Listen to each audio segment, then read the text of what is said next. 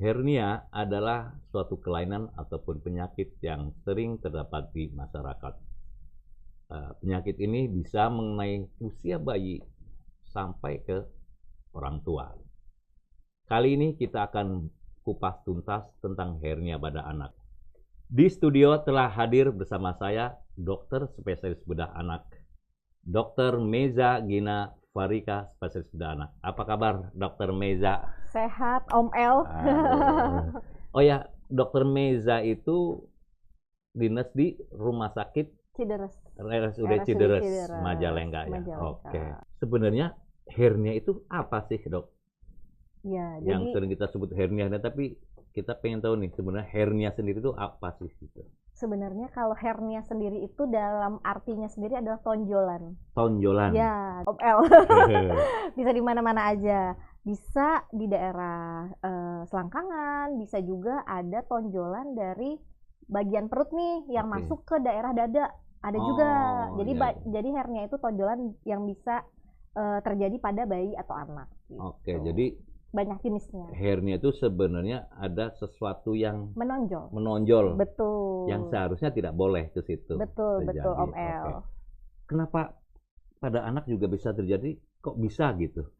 Nah, kebanyakan hernia kan hernia ada banyak-banyak macamnya. Oke. Jadi mungkin dari semua hernia terjadi pada bayi atau pada anak itu adalah kelainan bawaan. Kita garis bawahi dulu adalah Kelainan bawaan. bawaan. Iya, mau dia hernia yang atau tonjolan yang ada di selangkangan, yang ada di umbilikus atau udel. udel, Ya, kita sebut bodong nih, Om. Oh, Ya. Oke, ya, ya. Terus ada lagi nanti yang Oh. hernia yang ususnya bisa masuk ke daerah dada.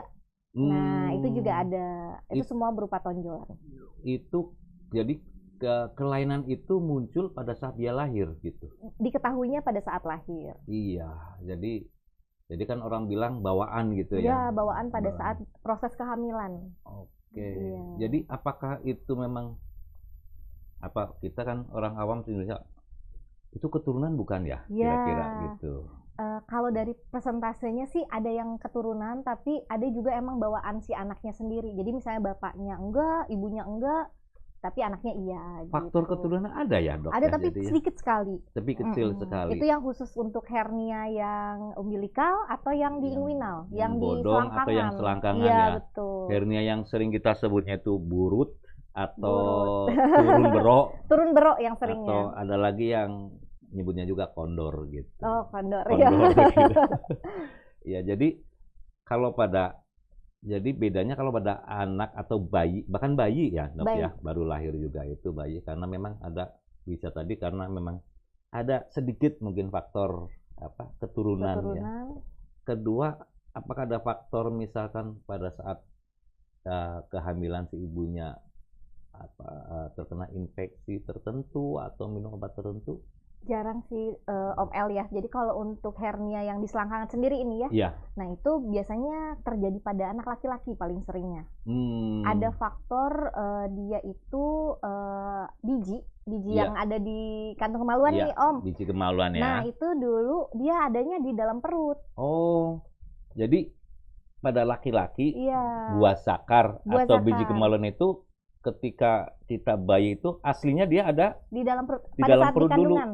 waktu masih di kandungan ya, betul. masuk jadi janin ya. Iya, betul. Oh, gitu. Pada usia 7 sampai 9 bulan itu dia mulai turun nih. Turun Ke mencari jalan nih dari rongga perut ke turun bawah sampai yang ke pada kalau yang kita lihat itu fisiknya itu ada di bawah. di Kantungnya. di kantong kemaluan gitu. Oh, Betul. gitu. Iya, Nah, iya. seharusnya setelah bijinya itu turun, Turun, kan ada jalannya tuh. ya, Nah, si jalannya itu harusnya menutup.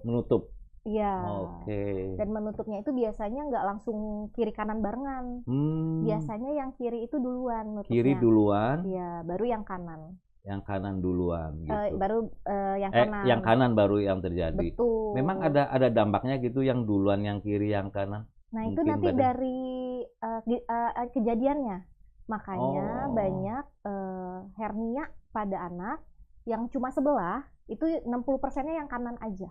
Yang kanan aja Iya, gitu. betul. Lebih banyak yang kanan kalau pada anak-anak. Iya, kalau cuma sebelah. Tapi Kalau kalau sebelah. yang kiri yang kiri ada nih hernia, Iya. curiga, kita harus curiga nih, yang kanan juga jangan-jangan belum nutup nih gitu, Om Jadi El. karena tadi jalurnya penutupannya lebih dulu yang kiri, Iya, sehingga kalau ada yang kirinya ada turun ketahuan. bero pada kiri, harus juga waspada Yang terjadinya kanan turun juga bero atau kena. hernia pada yang kanan. Betul, Oke, betul oke, sekali oke, Om oke, ya. El.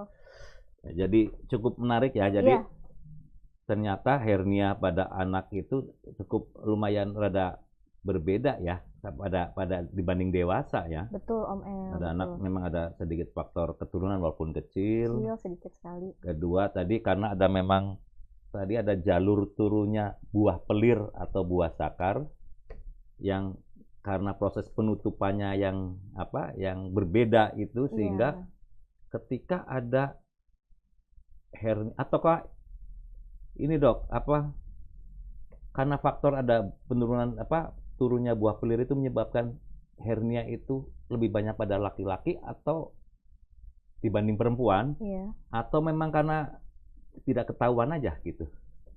Karena emang banyak pada laki-laki. Jadi makanya ada kan orang bilang, ih ini kok buah pelirnya nggak ada nih.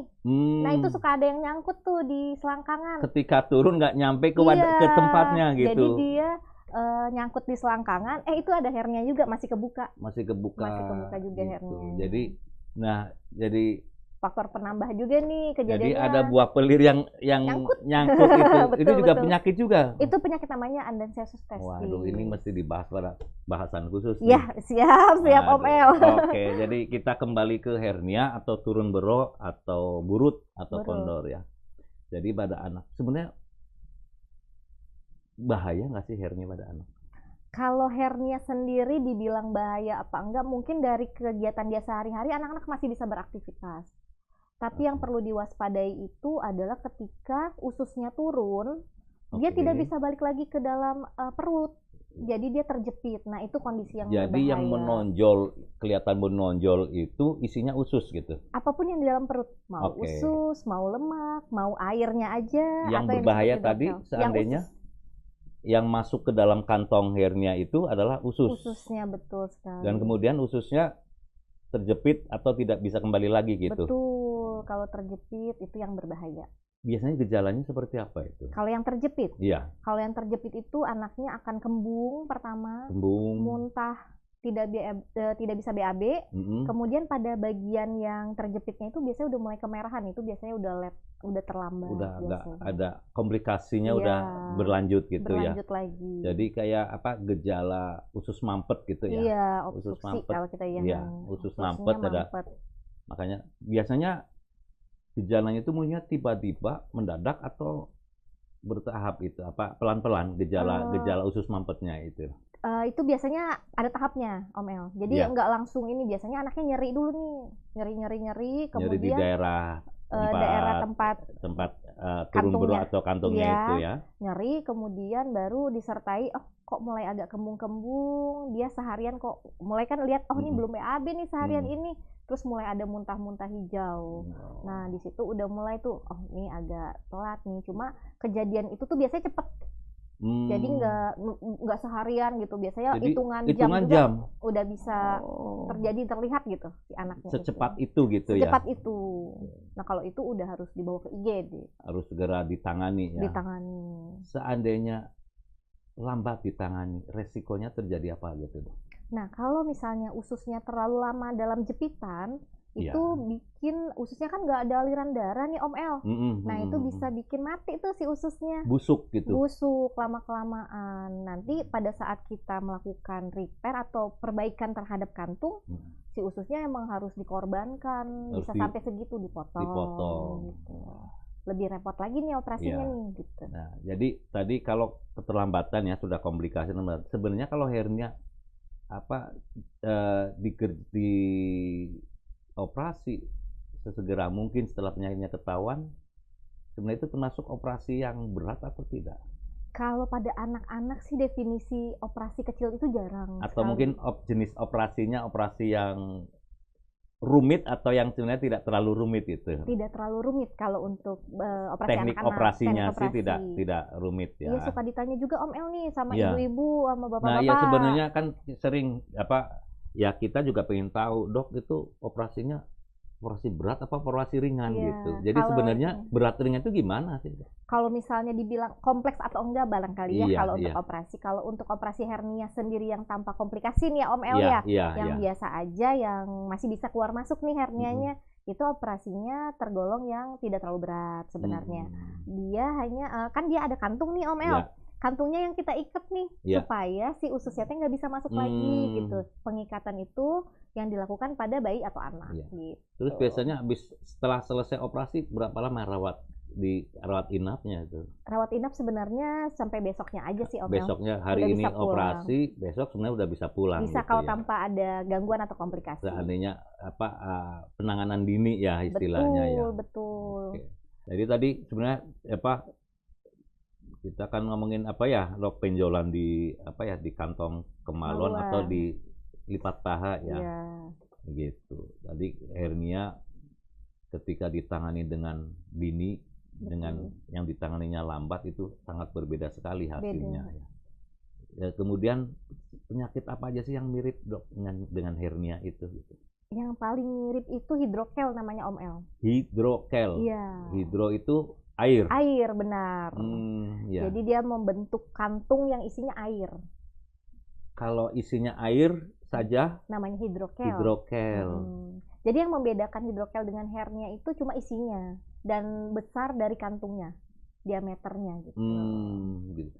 Kemudian efek atau komplikasi yang terjadi sama nggak dengan hernia pada hidrokel itu? Beda. Kalau hidrokel lebih ke air aja ya isinya, jadi tidak ada penjepitan usus dan lain-lain.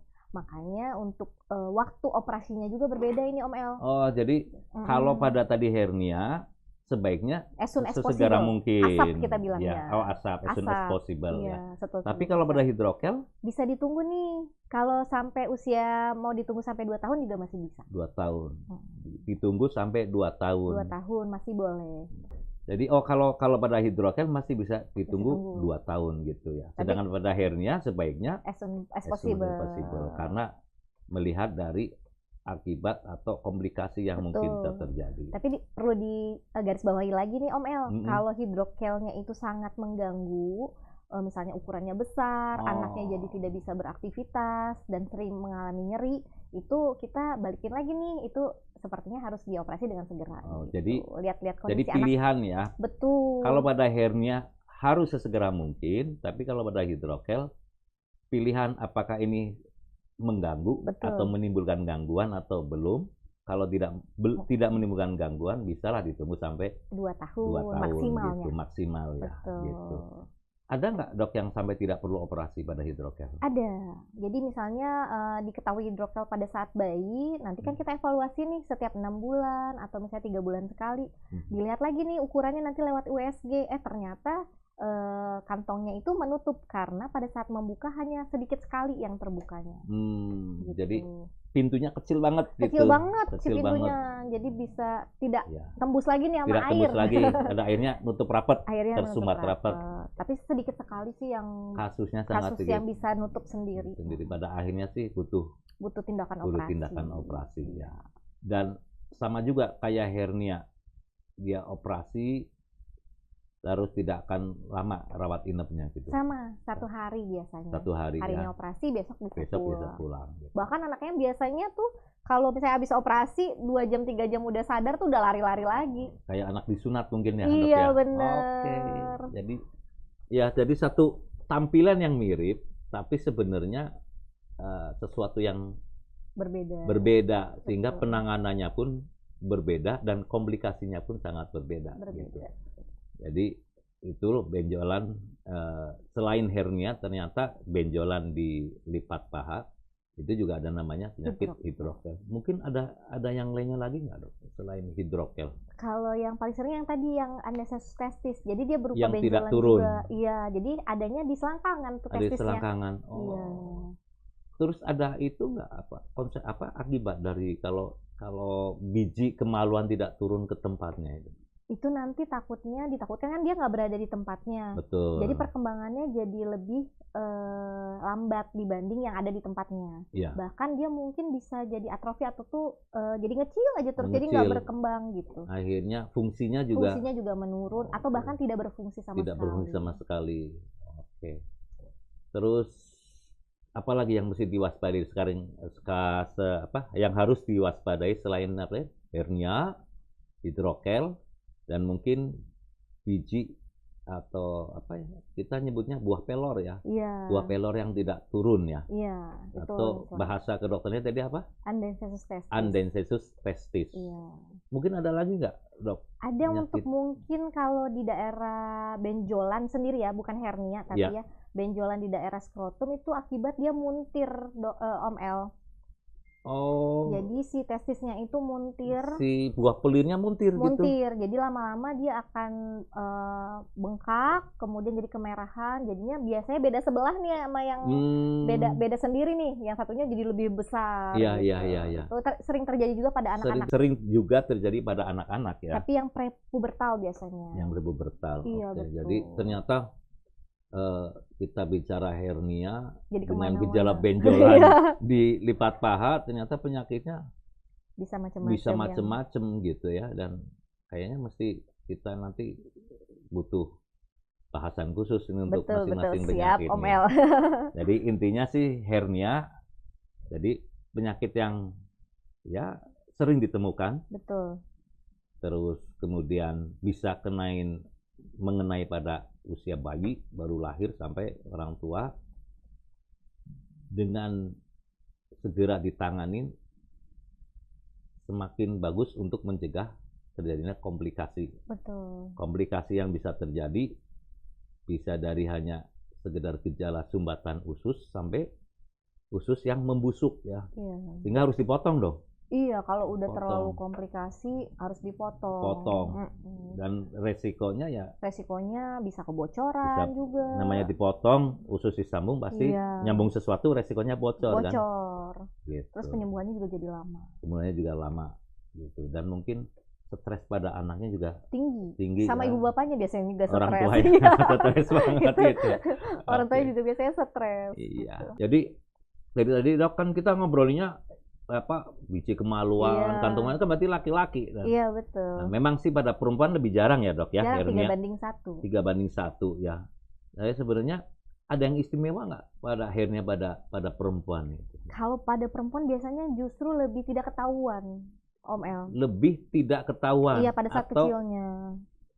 Oh, jadi orang tua kadang tidak kalau anaknya ada hernia. kalau bahwa anak perempuannya itu menderita hernia gitu. Itu bisa kenapa begitu? Karena dia kan yang masuk ke kantungnya kadang-kadang juga nggak terlalu jelas gitu pada saat bayinya. Pada saat anak-anak udah berlari atau udah beraktivitas main baru ketahuan. Jadi datang ke dokter bedah anaknya pun biasanya terlambat. Di usianya udah 3 tahun, 4 tahun, 5 tahun gitu. Oh, jadi karena mungkin kan kalau pada laki-laki ada giginya, kantong kan ya, betul, sehingga jadi bawah. bisa kelihatan kasat mata. Iya. Kalau ada perbedaan ukuran besar kanan kiri bisa, sedangkan pada wanita susah. Biasanya yang terlihat pada anak-anak itu seperti apa biasanya? Biasanya gejalanya itu kalau datang anak perempuannya itu dikeluhkan ada tonjolan, ada benjolan juga nih di lipat pahanya atau di atas kemaluan biasanya. Ya.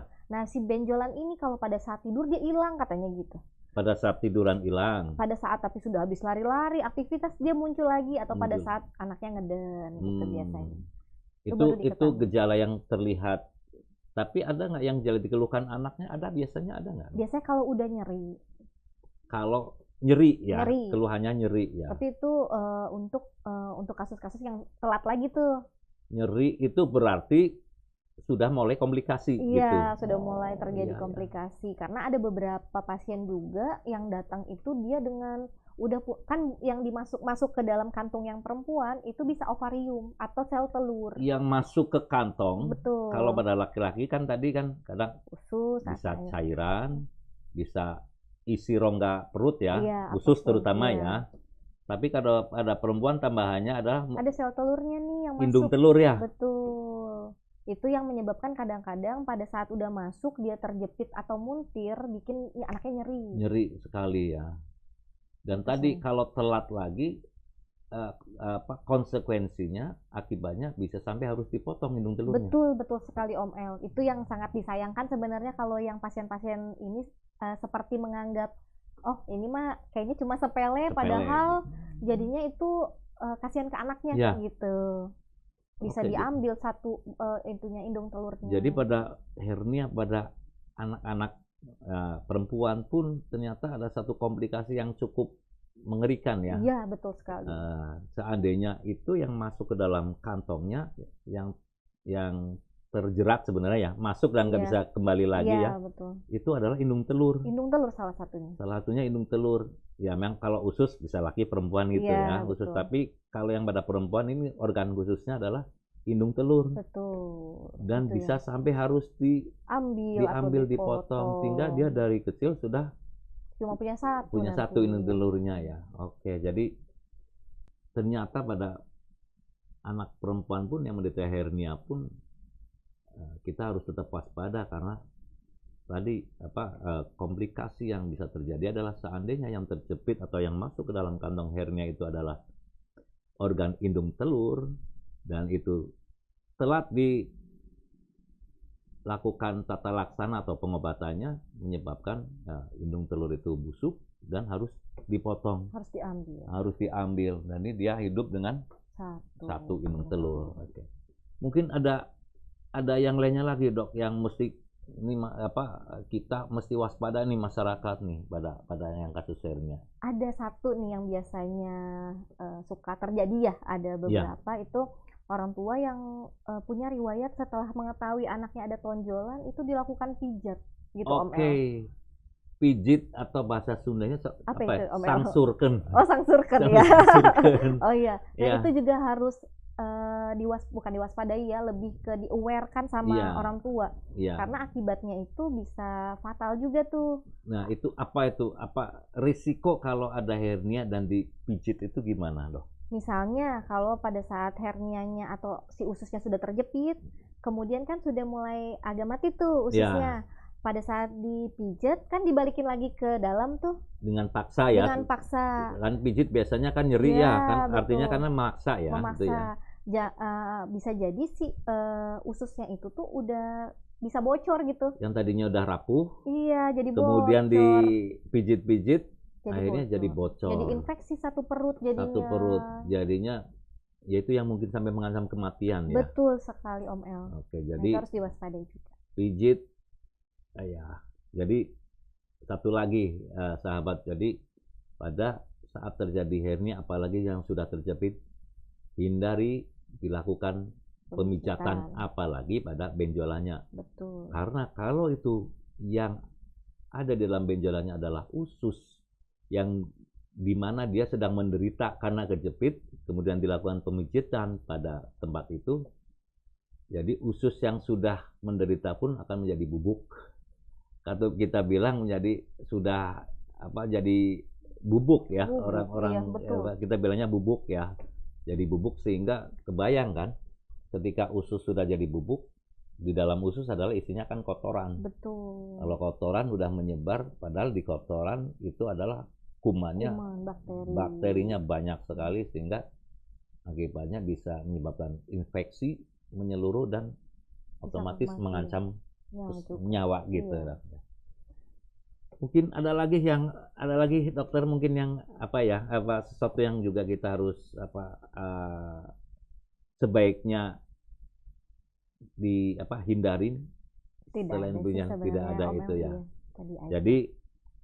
Jadi hernia itu penyakit yang sering terjadi dok ya. Sering. Pada anak-anak juga yang baru lahir juga banyak ya. Gejalanya adalah biasanya yang terlihat mata benjolan ya, tonjolan. Walaupun tonjolan itu bisa karena penyakit yang lain. Betul. Seperti tadi yang isinya air, hidrokel, atau kalau benjolannya di kantong kemaluan bisa kantong kemaluan juga. Bisa karena buntiran. Yang biji kemaluan yang memuntir. Betul. Gitu ya. Dari penyakit dari hernia, kemudian biji yang buntir dan hidrogel yang harus segera ditanganin adalah yang hernia dan biji muntir. dengan yang biji muntir. Sedangkan pada yang hidrokel Masih bisa. biasanya dokter masih bisa menunggu sampai 2 tahun. Maksimalnya 2 tahun ya dok ya. Kecuali kalau itu dianggap mengganggu benjolannya itu ya. Kemudian juga penyakit hernia terutama khususnya ketika ditangani dengan segera, penanganannya secara dini, operasinya sendiri tidak rumit. Betul. Pasien setelah operasi mungkin hanya perlu menginap 1 malam, habis itu bisa pulang. Tetapi seandainya penanganannya secara lambat, bisa dari usus yang dipotong sampai keadaan yang bisa mengancam nyawa gitu. Iya, betul sekali. Oke, jadi dan berikutnya lagi yang harus dihindari ketika hernia sedang kejepit ya istilahnya, kejepit, jangan sekali-kali dilakukan pijit. Oke, jadi ketika kejepit jangan dipijit. Iya, betul. Langsung aja ke IGD. Langsung ke IGD. Mudah-mudahan bisa segera ditanganin. Betul. Dan ya komplikasinya bukan dicegah, tapi komplikasinya jangan sampai berlanjut gitu ya dok ya. Betul, jangan sampai lebih parah. Lebih parah lagi gitu. Iya, betul Omel. Jadi intinya hernia adalah suatu penyakit yang umum terjadi. Segera periksakan dan segera ditangani. Betul. Jangan melakukan pemijitan apalagi ketika sedang kejepit. Iya, betul sekali. Oke sahabat, mudah-mudahan pembicaraan kita kali ini bisa memberikan manfaat kepada kita semua dan kita bisa hidup lebih sehat lagi. Terima kasih, Dr. Nisa. Om El. Sampai ketemu lagi mungkin di lain kesempatan. Iya, siap. Terima kasih. Ya, assalamualaikum warahmatullahi wabarakatuh.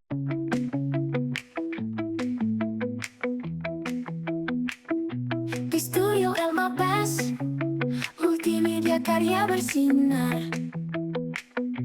Inspirasi tercipta di dalam cipta, warna dan suara.